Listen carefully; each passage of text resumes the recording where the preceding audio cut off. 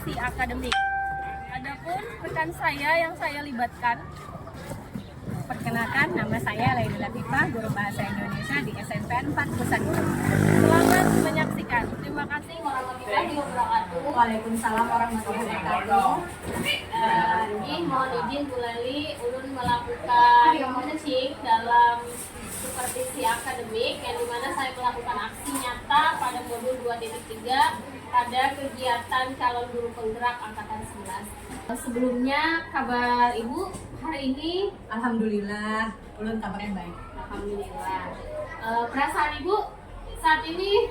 Perasaan ulun juga alhamdulillah sangat gembira. Alhamdulillah. Sebelum saya melakukan observasi dalam pembelajaran Ibu, bolehkah saya mengetahui tujuan pembelajaran yang akan Ibu sampaikan kepada peserta didik? Iya. Tujuan pembelajaran saya hari ini yaitu saya ingin siswa mengenal dan mengidentifikasi yang namanya cerita fantasi.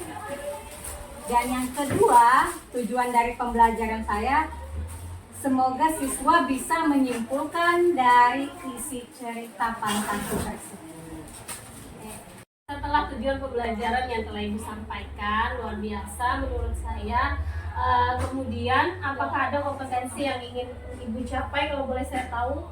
Ya, ada dua kompetensi yang ingin saya capai. Yang pertama, saya ingin mengembangkan kemampuan intelektual siswa dengan cara menyampaikan materi secara jelas kepada anak-anak dan juga materi itu bisa dipahami oleh anak-anak. Terus saya ingin menyajikan kegiatan pembelajaran yang berdiferensiasi. Yang kedua, saya ingin mengembangkan kemampuan emosional dalam menghadapi siswa yang memiliki keberagaman kemampuan. Oke, luar biasa. Dari kompetensi yang Ibu sampaikan dengan kegiatan pembelajaran yang berdiferensiasi, kemudian menyampaikan materi yang secara jelas dan mudah dipahami oleh peserta didik, kemudian dengan meningkatkan kemampuan sosial emosional untuk memiliki keragaman peserta didik. Nah, kemudian nih dari kompetensi yang akan Ibu capai tadi, apakah ada strategi-strategi yang Ibu siapkan dalam mencapai kompetensi tersebut? Iya, ada beberapa yang ingin saya siapkan strateginya. Yaitu pertama, saya akan menerapkan pembelajaran yang berdiferensiasi, meliputi proses, produk, dan konten. Yang kedua, saya akan menggunakan alat peraga berupa video. Yang ketiga, saya akan memberikan kebebasan kepada siswa saya dalam memilih kelompok tanpa harus saya bimbing. Yang keempat, saya akan berusaha mendampingi seluruh siswa dalam proses pembelajaran. Yang kelima, metode yang saya lakukan yaitu metode Santivo. Oke, luar biasa dari strategi yang Ibu sampaikan. Dari pembelajaran berdiferensiasi yang meliputi dari proses konten, proses, dan produk. Kemudian ada bagian menggunakan bahan ya, alat peraganya yang dengan mudah dengan menampilkan bentuk video. Kemudian ada lagi dalam bentuk hal membantu dan membimbing siswa dalam proses pembelajaran untuk meningkatkan pembelajaran untuk siswa yang memang mengalami kesulitan tadi. Luar biasa. Kemudian dengan menggunakan metode dengan pendekatan saintifik yang akan Ibu terapkan, kalau menurut saya sudah luar biasa strateginya. Semoga nih Bu nanti proses pembelajaran dapat berjalan dengan lancar. Kemudian nanti saya akan izin melakukan observasi di dalam kelas. Ibu dalam pembelajaran, saya ada di belakang mengamati apa yang Ibu sampaikan dalam pembelajaran tersebut. Mohon izin Bu ya. Nah, mungkin dialog pada hari ini atau pembahasan pada hari ini akan saya akhiri. Saya mohon izin dan terima kasih kepada Ibu yang telah menyisakan waktu kepada saya untuk melakukan kasih observasi akademik. Terima kasih saya ucapkan. Wabillahi taufiq hidayah. Wassalamualaikum warahmatullahi wabarakatuh. Waalaikumsalam. Assalamualaikum. Apa kabar semua? Baik. Alhamdulillah baik semua. Sebelum kita memulai pelajaran, hari ini kita membaca doa dulu. Siapa biasanya mimpin doa? Alwi. Siapa Alwi? Ya, silakan Alwi pimpin doa dulu. Bismillahirrahmanirrahim.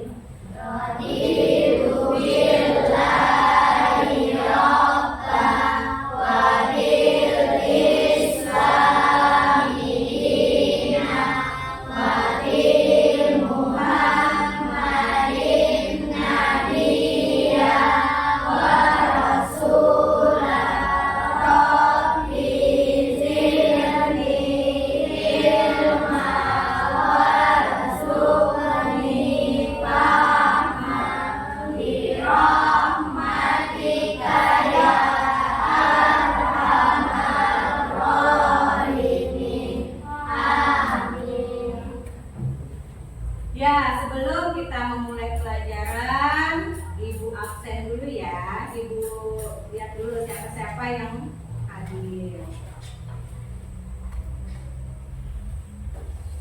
Hari ini siapa saja yang tidak hadir, sayang? Bentar ya, satu-satu dulu ya. Hasna kenapa? Sakit. Hasna sakit. Siapa lagi? Kasti kenapa? Sakit. Ada suratnya ya mereka? Ada keterangannya? Terus dari mana tahu sakit? Oh itu. Ada kabarnya juga. Oke, siapa lagi? Ini kenapa ini? Tidak ada kabar? Tidak ada. Siapa lagi? Kenapa? Ada kabar? Tidak ada kabar. Ada di grup? Tidak ada. Anggi Ridwan. 4 orang ya hari ini tidak hadir? Iya, Bu.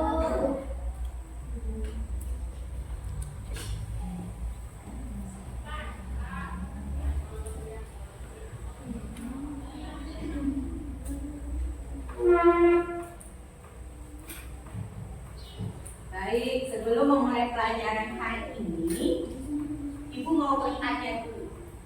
Masih ingat pelajaran kita yang kemarin tidak? Ayo, apa kira-kira kemarin pelajaran kita? Puisi rakyat. Apa aja puisi rakyat itu?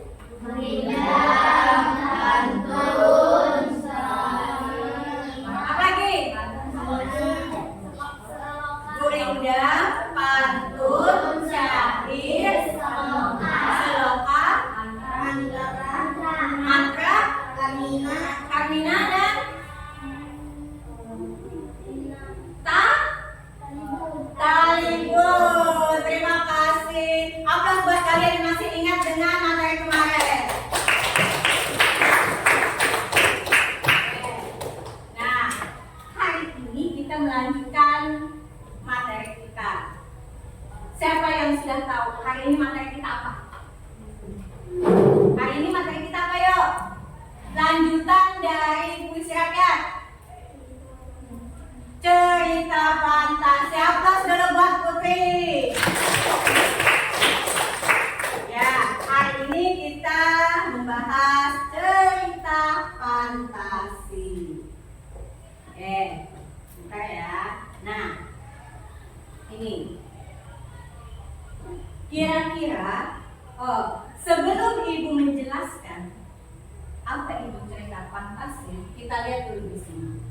Ada 2 tujuan pembelajaran dari cerita fantasi. Yang pertama, kalian bisa mengenal dan mengidentifikasi cerita fantasi. Yang kedua, menyimpulkan isi cerita fantasi. Oke, Ibu mau tanya, apa yang dimaksud dengan cerita fantasi? Siapa yang bisa jawab? Ya, Aisyah. Cerita fantasi adalah cerita kayak Iya, cerita fantasi adalah cerita hayalan. Ada lagi nggak yang berpendapat selain cerita hayalan? Cerita, kalau hayalan berarti dia berimajinasi. Tahu dong imajinasi? Seperti SpongeBob, imajinasi. Kita bermain tentang hayalan. Oke. Itu hari ini tujuan pembelajaran kita agar kalian bisa mengidentifikasi dan mengenal apa itu cerita fantasi dan menyimpulkan isi cerita fantasi. Nah, ini pengertian dari cerita fantasi. Pengertiannya, yang pertama cerita menurut Nurgiantoro. Cerita fantasi adalah cerita yang menampilkan tokoh, alur, latar, atau tema yang derajat kebenarannya diragukan, baik menyangkut atau hampir seluruh maupun hanya sebagian cerita. Jadi maksudnya itu kebenarannya diragukan. Diragukan kebenarannya, itu namanya cerita fantasi. Oke, kita lanjut.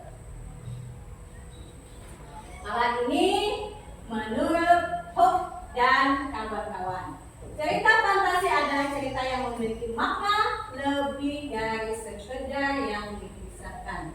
Cerita fantasi bukan hanya cerita yang berkisah dengan tokoh-tokoh supernatural yang lazim muncul pada cerita masa lalu, tetapi juga dapat melibatkan tokoh dan kehidupan modern. Kalau cerita masa lalu, cerita fantasinya yang bisa terbang-terbang kayak gitu ya kan? Main kungfu-kungfuan. Kalau zaman modernnya apa? Kalau cerita fantasinya, kalau di kita modern apa? Siapa bisa jawab? Kalau masa lalu kita pasti berimajinasi, oh bisa terbang, dia punya ilmu meringankan badan. Kalau misalnya kalau ke masa depan, cerita fantasinya seperti apa? Kalau masa modern yang berhubungan dengan gadget, kalau di modern kan cerita fantasinya seperti apa? Tahu Doraemon? Apa cerita fantasi di Doraemon? Ada yang namanya mesin oh boleh baling-baling. Itu kan sebenarnya sesuatu benda yang ada di masa depan. Baling-baling bambu yang bisa membuat manusia bisa terbang. Mesin waktu yang bisa membuat manusia bisa kemana saja, mau ke masa depan ataupun masa lalu. Ada yang namanya pintu kemana saja. iya, pintu ajaib, pintu kemana saja. Jadi kita ada lagi di Jalan Bangkis. Pakai apa? Cuma buka pintu sampai sudah ke Eropa. Wah, nyaman banget tuh. Oke, selanjutnya. Nah, cerita fantasi mempunyai beberapa unsur. Yang pertama, teks cerita fantasi adalah cerita fiksi berjenis fantasi, dunia imajinatif yang diciptakan penulis. Di dalam teks cerita fantasi diungkapkan hal-hal supranatural, kemisteriusan dan keajaiban yang tidak ditemui dalam dunia nyata. Intinya kalau di dalam dunia nyata ini kita tidak bisa ngapa-ngapain, tetapi dalam dunia fantasi kita bisa segala-galanya. Oke, itu cerita fantasi. Yang kedua, unsur yang kedua, ide cerita teks cerita fantasi terbuka terhadap daya khayal penulis, artinya tidak dibatasi oleh realitas. Dia berpikirnya kreatif, tidak bisa dibatasi oleh sesuatu. Anak menggambar robot tangannya 10 Kak. Tahu? Nah, makanya dia tidak dibatasi.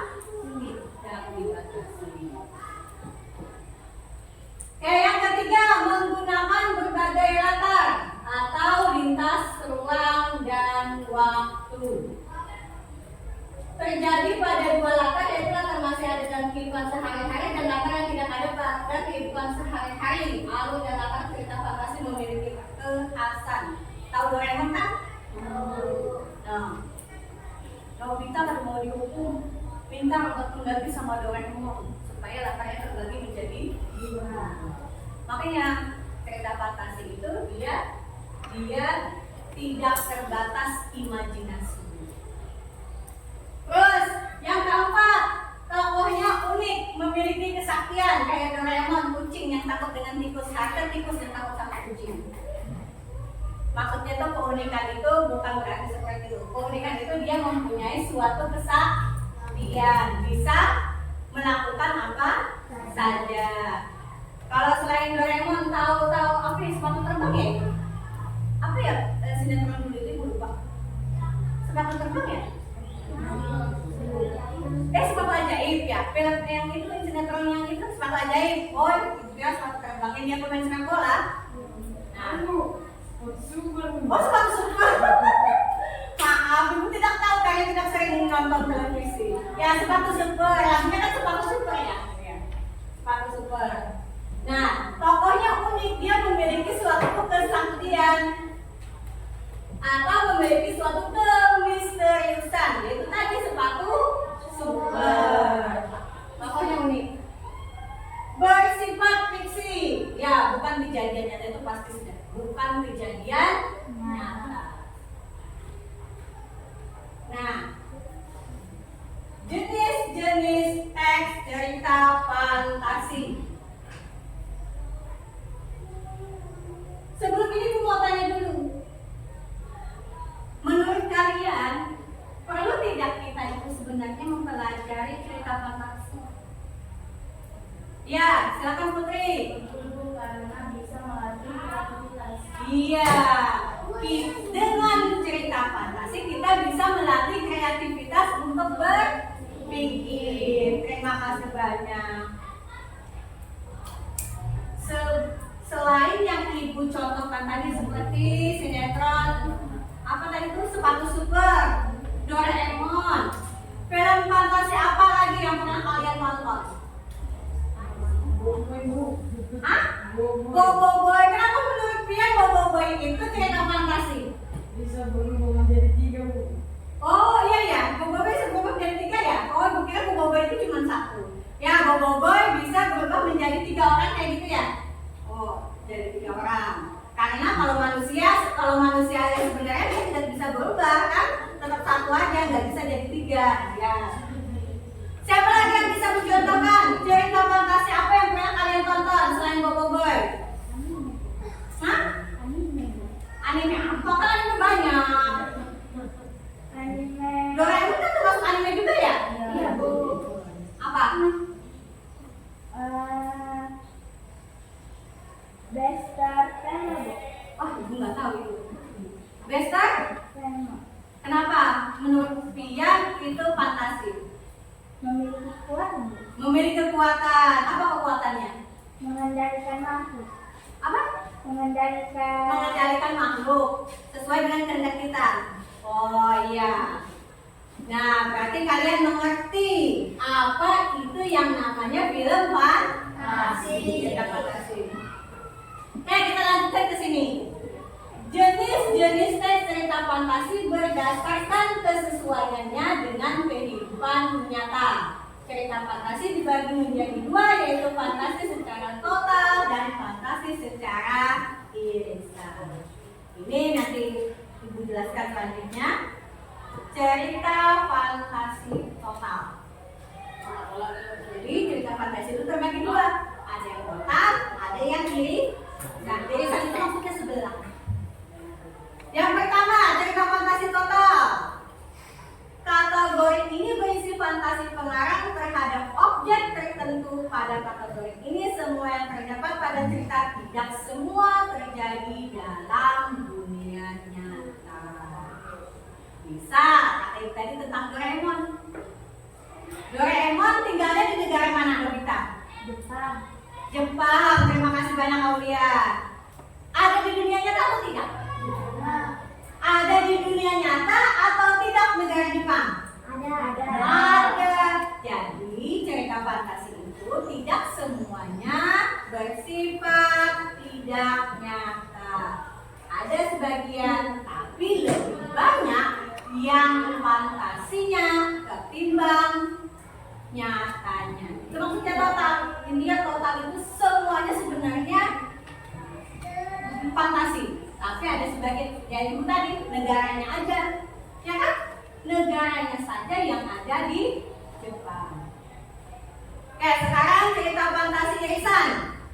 Kategori ini berisi cerita fantasi mengungkapkan fantasi, tetapi masih menggunakan nama-nama dalam kehidupan nyata, menggunakan nama tempat yang sama pada dunia nyata atau peristiwa yang pernah terjadi pada dunia nyata. Intinya namanya anime itu adalah fantasi. Yang namanya anime tadi, kalau ibu bukan bilang anime kalau zaman bahari. Ayo, siapa yang tahu? Kalau kalian bilangnya komik ya? Iya, apa? Komik. Hah? Komik-komik. Kalau zaman ibu bukan komik. Ibu bilangnya kemos. Tahu kemos? Hah? Kemos. Nonton kemos dia waktu juga. Maksudnya kemos itu tahu kalian Mickey Mouse? Nah, makanya dibilang kemos. Mickey Mouse itu kan kartun. Nah, kalau zaman ibu dulu namanya kartun itu adalah kemos.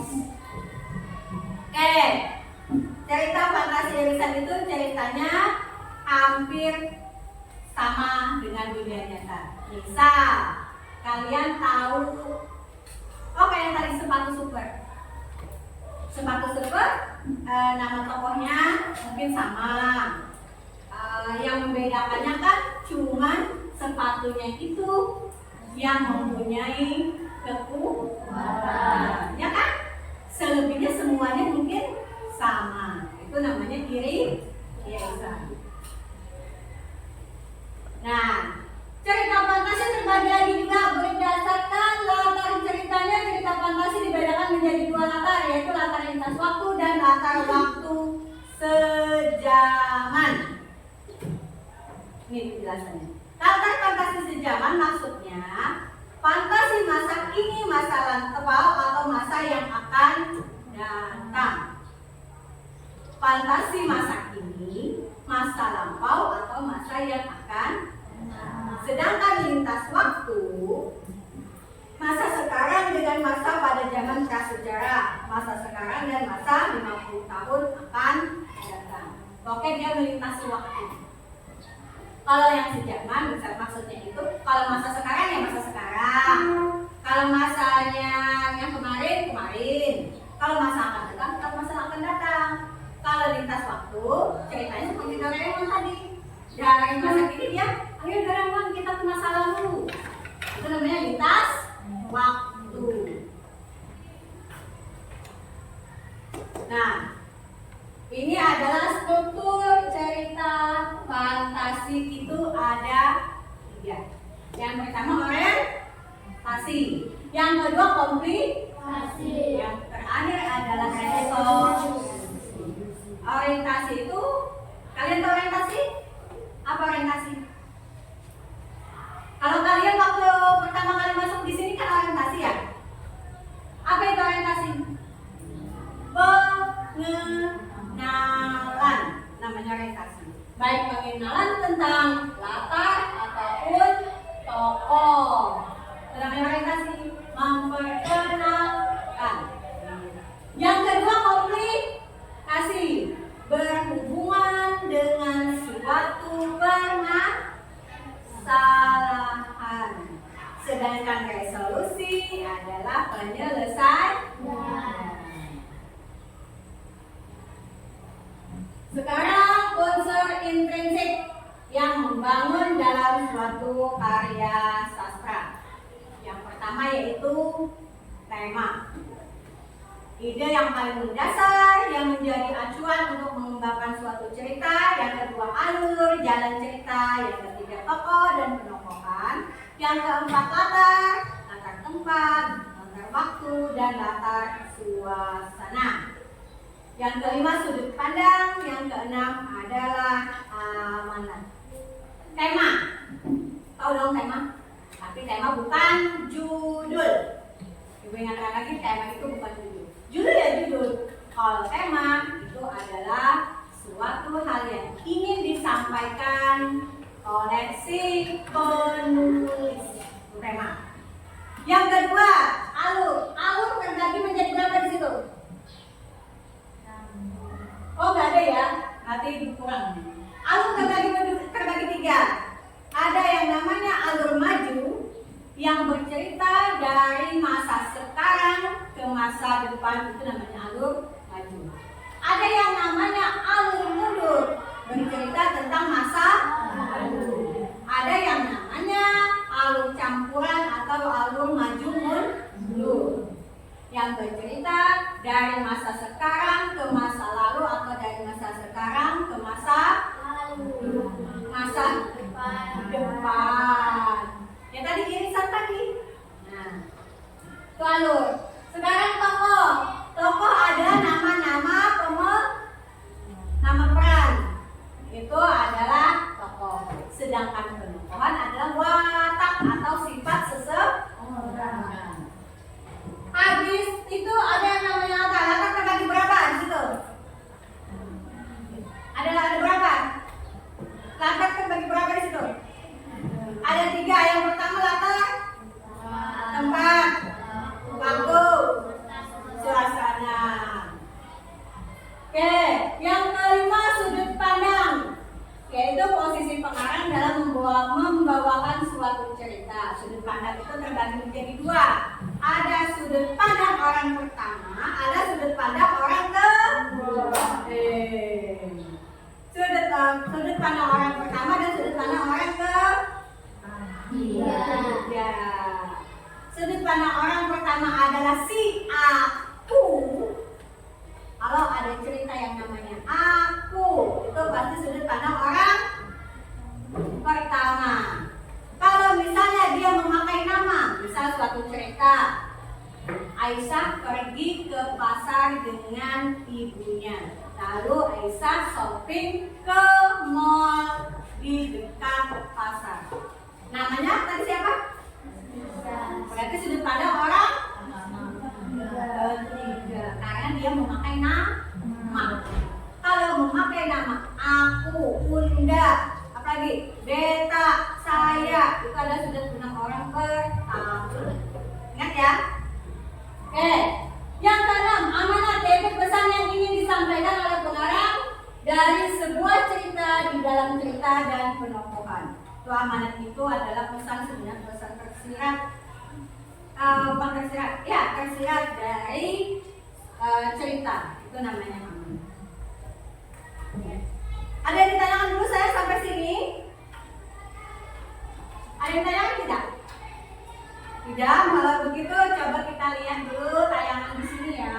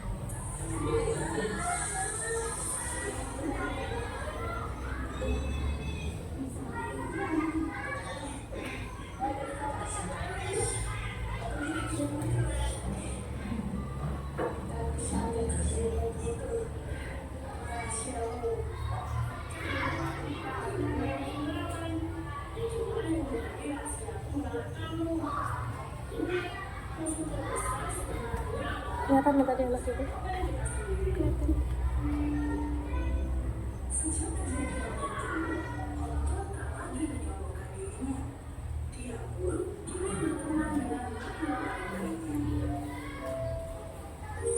Yeay, selesai. Oke, sudah Naya, sudah nonton kan? Sekarang ibu mau tanya. Siapa tahu ada yang masih ingat. Apa judulnya? Raja Gurita yang sombong. Oke. Kita sekarang ibu mau tanya tentang unsur cerita fantasi. Tadi sudah judulnya. Sekarang ibu mau tanya. Siapa yang bisa ingat tokoh dan penokohannya? Putri dulu. Raja Gurita si tokoh yang sombong. Siapa lagi? Ya, enggak. Saidi, Hiu ya. Orang yang lemah. Boleh. Ada lagi? Ya, siapa saya? Dan balik materi mudah terpancing. Mudah terpancing ya. Ikan pari tadi sebenarnya dia tidak mau ya, tapi karena dipancing oleh si Raja Gurita, akhirnya dia berani melawan, dia mudah terpancing. Ada lagi? Ada lagi nggak? Tokohnya selain itu? Ya, Alwi? Ikan kecil tidak suka melihat ketidakadilan. Ikan kecil tidak suka melihat ketidakadilan. Ada lagi? Siapa lagi yang punya? Yang punya pendapatnya sayang? Ikan muda membela layanan kebenaran. Ikan Toda suka membela kebenaran karena dia tidak ingin melihat teman-temannya tertindas. Ada lagi? Ada? Ya. Iya, yang paling lucu itu si bulu babi. Dia kalau bulu babi itu dia pemberani, kecil, imut, dan juga gesit. Oke, itu tadi tokoh dan penokohannya. Sekarang ibu mau tanya, siapa tahu latarnya ada di mana? Latarnya ada di lautan. Terima kasih terima kasih banyak untuk Anissa dan Safira yang sudah menjawab. Lalu alur, kira-kira alurnya kan kemarin tadi alur ada 3, ada alur maju, mundur, dan campuran. Kira-kira alurnya tadi alur apa? Siapa yang bisa dijawab? Alur maju karena bercerita dari masa sekarang ke masa depan. Maksudnya besoknya bukan merasakan ke masa depan. Maksudnya kalau kita kan ceritanya kita hari ini tidak bisa kembali ke masa lalu walaupun cuma 1 detik. Oke, tema. Kira-kira temanya tadi tentang apa? Temanya tentang iya sayang. Pak Rik ya? Siapa namanya? Yang terakhir? Temanya tentang berteman dengan baik dan janganlah suka mencari pertengkaran. Kalau itu tema, sekarang ibu mau tanya amanatnya apa kira-kira? Dalam berteman harus akur dan ada rasa sombong karena akan menimbulkan kepentingan. Dalam berteman harus akur, jangan ada rasa sombong yang akan memicu suatu pertengkaran. Terima kasih banyak untuk kalian semua. Oke, sekarang ibu mau kalian bagi kelompok. Terserah kalian mau pilih yang seperti apa sesuai dengan kehendak kalian. Ya silakan sayang. Silakan kelompok. Ya, pakai meja.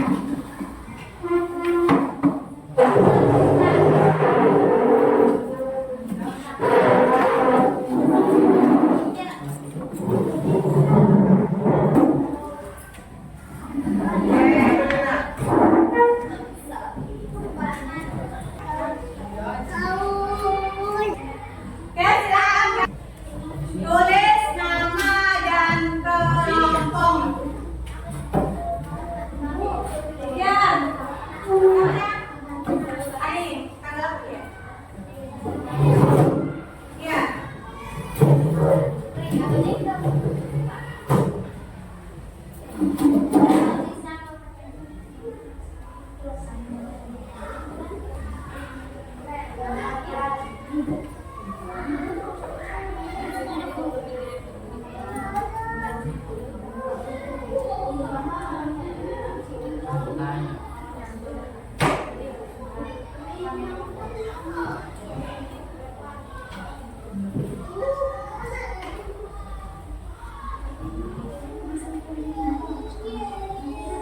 Ada yang ditanyakan saya?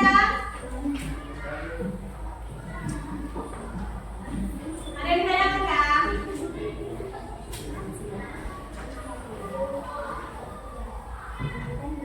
Ada yang ditanyakan tentang cara mengerjakannya?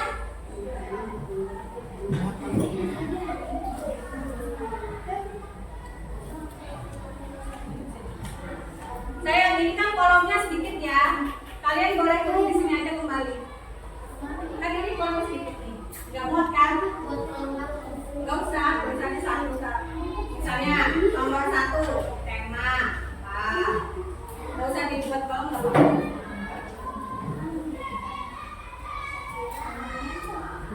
Ibu, Hah?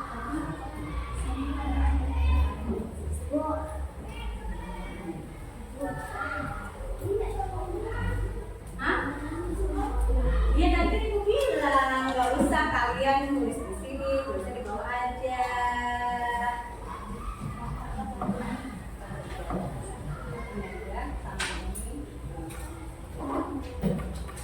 Sini ibu lihat. Nah, ini kan cukup nih kalau menjawab. Nah, kalian tulis di sini aja satu tema, jawabnya di bawah. Misalnya, jawab sih Pak.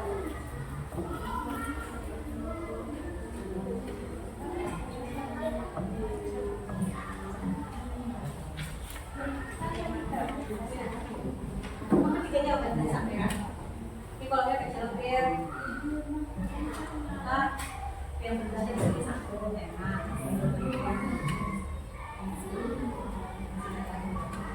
Temanya apa kayak tadi? Kayak tayangan. Tadi kata ibu temanya apa?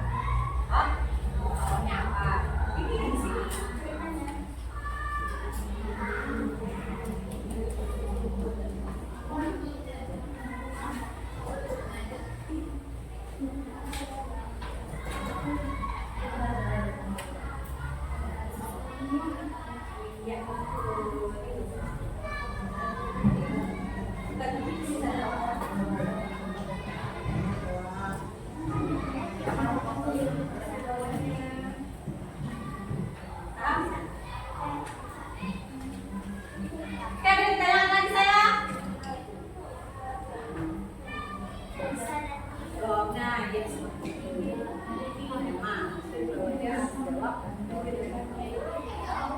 Ada yang tanyakan?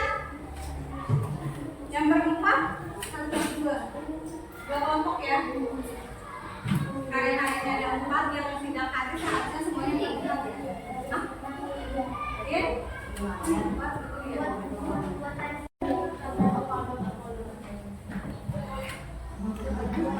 Ini tadi yang ditayang video, sedangkan ini kalian baca dulu.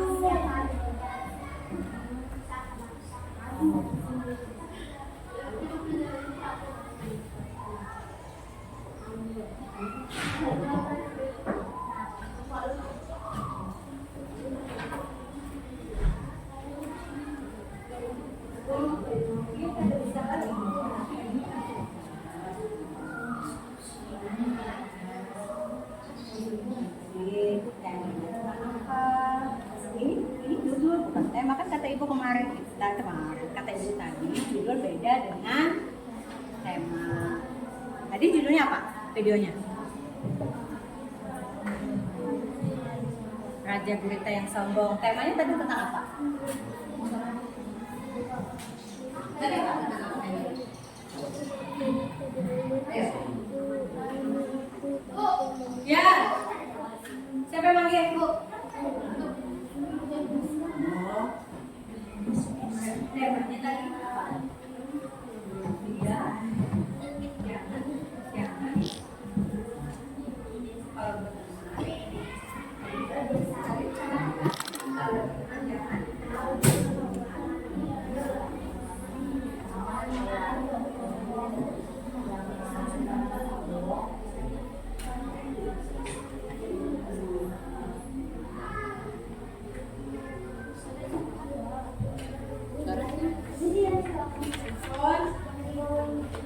Yang itu aja dulu, unsur intrinsiknya aja dulu.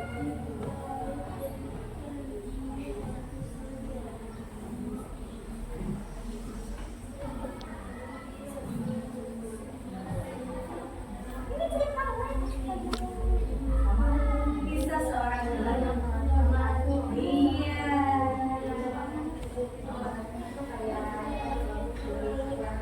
Iya benar. Ayo. Cak, ayo bantu temennya Cak, sini Cak. Baca dulu ceritanya.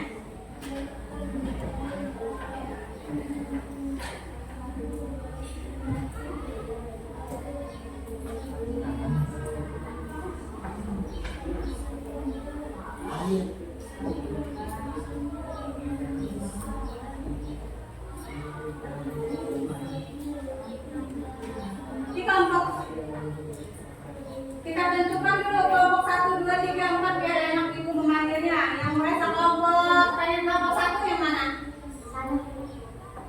Yang kelompok 1. Oh, pengen 2. Suka dengan angka 2. Oke, 3, 4. Nanti itu 5 ya. Kayaknya paling pojok. Oke, kelompok 2 sudah selesai. Sisa apa? Sisa amanat sama isinya ya. Oke, buatlah kesimpulan bersama kelompok tentang metodologi yang kamu baca. Kesimpulannya. Ini kelompok 3 ya tadi, sudah belum? Ayo.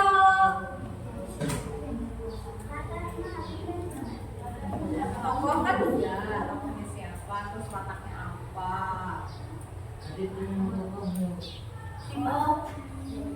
Tema, ayo temanya apa ini? Tentang Elisa dan 3 butir jagung emas. Ini tentang dunia coklat. Apa? Coklat.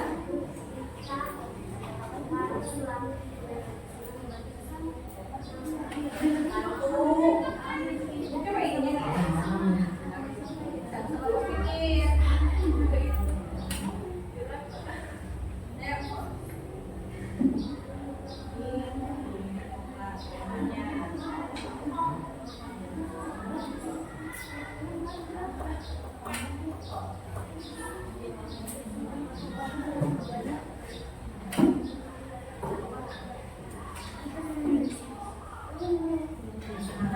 Bantu Del. Ayo bantu semuanya. Si Aisyah, masa Aisyah yang berdiri?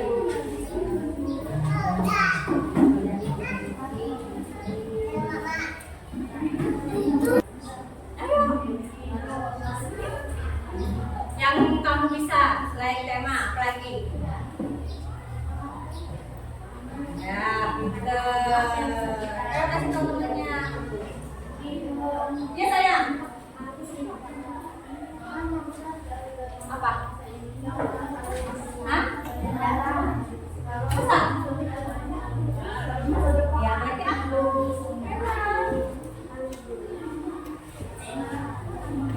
Terus? Nih, ada orang tua aku juga nih. Terus?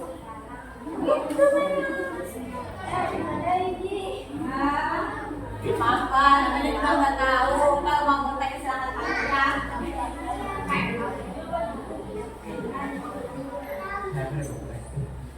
Ayo mulai tanya kok. Ya, tanya.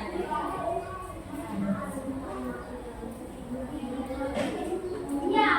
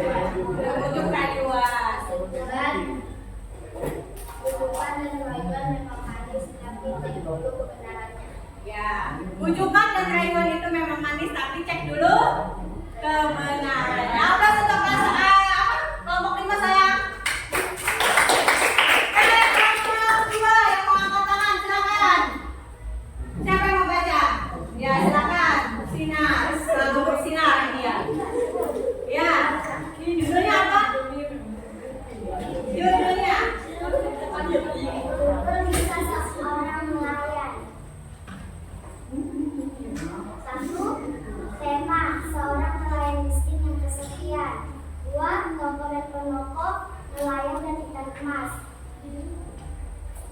3. Latar di pinggir danau. 4. Alur maju. 5. Amanat, janganlah tega membuat orang lain sengsara walaupun kamu kesulitan atau kesusahan, dan ketika membantu orang lain janganlah meminta imbalan apapun, lakukan dengan ikhlas. Kesimpulan, nelayan itu tidak tega, ia melepaskan ikan tersebut tanpa meminta imbalan apapun. Saat ikan tersebut telah dilepaskan, ia tiba-tiba menjelma menjadi gadis yang sangat cantik.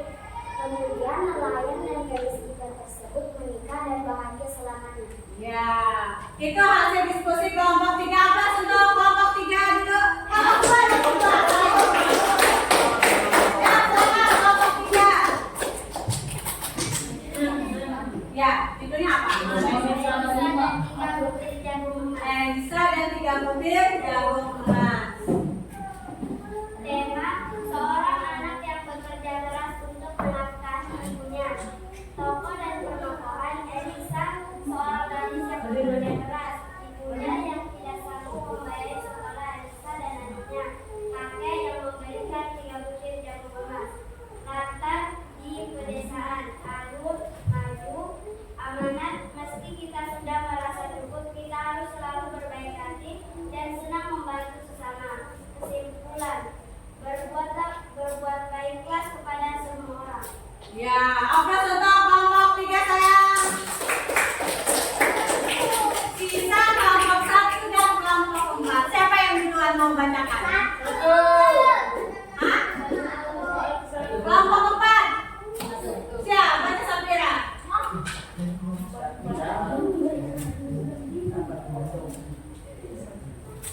Baca, judulnya apa? Waktu menangis. Ya, temanya apa sayang? Tokoh, anak perempuan bersama penyayang. Ya. 3. Latar tempat, kota. Latar suasana menyedihkan. 4. Alur maju. 5. Amanat, jangan durhaka kepada orang tua. Kesimpulan, jadi anak jangan berani kepada orang tua. Oke, terima kasih banyak untuk kelompok 4. Sekarang sisa kelompok 1.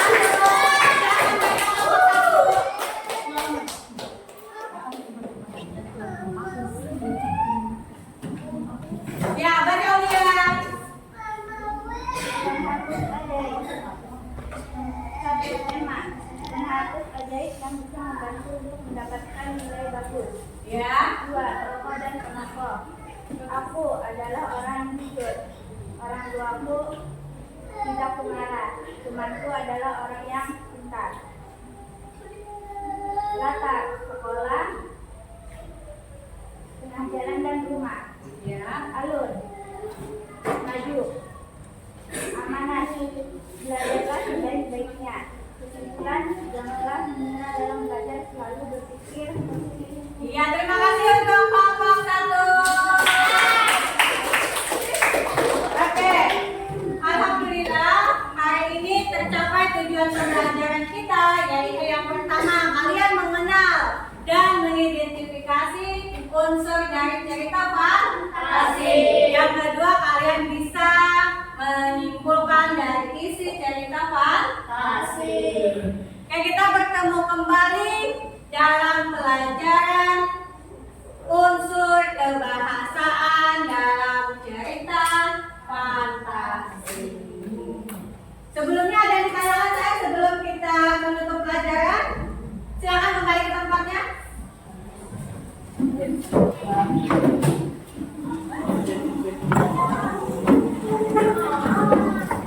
Semuanya.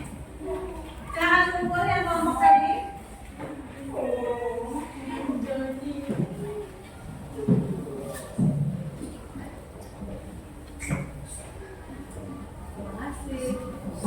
Baik, tidak lupa lagi Ibu ingatkan kembali kita pertemuan berikutnya yaitu tentang unsur kebahasaan cerita fantasi.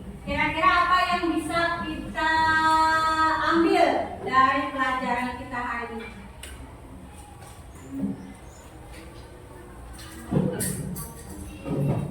Mengetahui tentang Cerita fantasi. iya, cerita fantasi dan unsur-unsurnya. Ibu mau tanya lagi. Tadi kita pelajaran kita hari ini tadi tentang cerita fantasi. Masih ingat unsurnya tadi apa aja? Masih ingat cerita fantasi tadi kan? Nah, unsurnya apa aja tadi? Satu, tema. Dua, tokoh. Tiga, alur. Empat, amanat. Lima, latar. Ya, ada apa? Yang penting termasuk sudah unsur-unsurnya. Ya, alhamdulillah pelajaran kita hari ini sudah selesai. Sekian dan terima kasih. Wassalamualaikum warahmatullahi wabarakatuh. Assalamualaikum warahmatullahi wabarakatuh. Waalaikumsalam warahmatullahi wabarakatuh. Alhamdulillah tadi saya mengamati Ibu selama jam pembelajaran yang telah Ibu laksanakan di dalam kelas, khususnya tadi di kelas 7. Luar biasa kalau menurut saya. Ibu sudah mengajak peserta didik dengan terlibat aktif di dalam diskusi dengan membantu serta membimbing peserta didik dengan membantu anak tersebut. Sebelumnya gimana nih perasaan Ibu setelah observasi? Alhamdulillah sudah terlaksana dengan baik sehingga beban saya agak lebih ringan. Alhamdulillah luar biasa Bu ya, karena sudah selesai observasi. Nah kemudian bagaimana kesan Ibu setelah menyajikan pelajaran yang Ibu sampaikan tadi? Kesan saya, anak-anak sudah mulai bisa mengenal yang namanya tujuan pembelajaran yang sudah saya sampaikan. Selebihnya lagi, anak-anak juga sudah bisa mulai bekerja sama dalam diskusi kelompoknya. Ya, itu saja kesan saya. Luar biasa Bu ya. Nah kemudian apakah sudah sesuai nih dengan yang kita rencanakan di pra-observasi yang kemarin? Memang sebenarnya tidak semuanya berjalan sesuai rencana yang diharapkan. Memang banyak ada kendala-kendala. Coba Ibu ceritakan hal-hal yang Ibu rasa sudah memuaskan nih dari yang Ibu sampaikan tadi, dari rencana kita di pra-observasi, kemudian dalam pembelajaran yang Ibu lakukan tadi yang kurangnya. Mungkin anak-anak cuman kurang dalam merangkai kata saja. Mereka mungkin bisa menalarkan, tapi dalam tulisan mungkin agak berbeda. Itu saja sih. Luar biasa, Bu, ya. Kemudian nih bagaimana perkiraan Ibu mengenai ketercapaian kompetensi siswa? Kalau kepercayaiannya, ya saya anggap sekitar 75%. Memang di bawah 100%, cuman paling tidak lebih lah daripada 50% yang sudah saya sampaikan. Alhamdulillah Bu ya, karena sudah melebihi dari situ. Iya. Oke. Kemudian apa sih yang menjadi kesulitan siswanya? Mungkin anak-anak ini kurang membaca yang namanya literasi ya. Kita memang sekarang ini karena zamannya gadget ya, anak-anak tidak suka membaca yang teks sekarang. Mungkin itu saja. Jadi minat anaknya Bu Iya, kurang. sekarang membaca ini agak kurang. Kemudian apalagi yang menjadi kesulitan untuk Ibu? Susahnya memotivasi siswa dalam membaca cerita. Kalau zaman dulu kan kita ada kan cerita rakyat, cerita legenda. Sekarang agak susah untuk memotivasi siswa agar mau membaca. Nah kemudian bagaimana alternatif untuk mengatasi kesulitan itu? Ya, sebagai guru bahasa Indonesia tidak selalu mencoba memotivasi selalu agar anak-anak selalu suka dengan membaca. Walaupun dengan mengaitkan di awal pembelajaran Iya. dengan kegiatan literasi membaca Bu ya. Oke, luar biasa. Nah kemudian nih kita sama-sama mengidentifikasi hal-hal yang telah Ibu lakukan yang menurut Ibu luar biasa, kemudian yang menurut yang perlu, hal-hal yang perlu ibu tingkatkan? Yang pertama itu tadi, minat baca. Minat baca anak itu memang harus sangat perlu. Yang kedua, sebelum memulai pelajaran setidaknya kita harus melihat dulu kesiapan anak. Apakah sudah siap gak untuk menerima pembelajaran? Kesiapan belajar anak ya. Nah kemudian nih apa yang akan ibu sarankan untuk dilaksanakan ke pembelajaran ke depannya? Ya pastinya tetap harus menyiapkan yang namanya LKPD.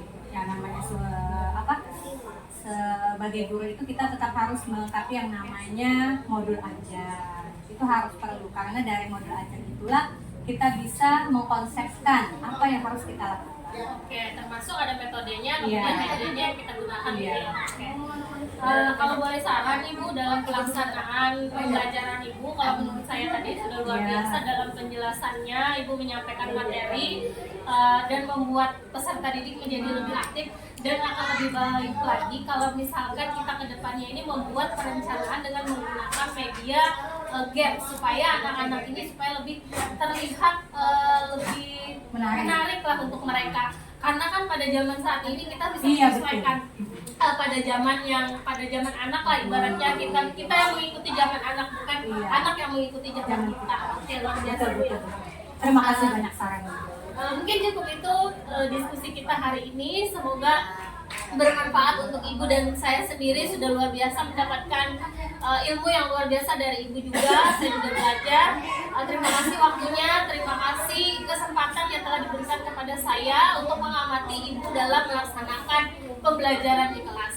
Cukup sekian, apabila saya ada salah kata saya mohon maaf. Wabillahi taufiq wal hidayah. Wassalamualaikum warahmatullahi wabarakatuh. Waalaikumsalam warahmatullahi wabarakatuh.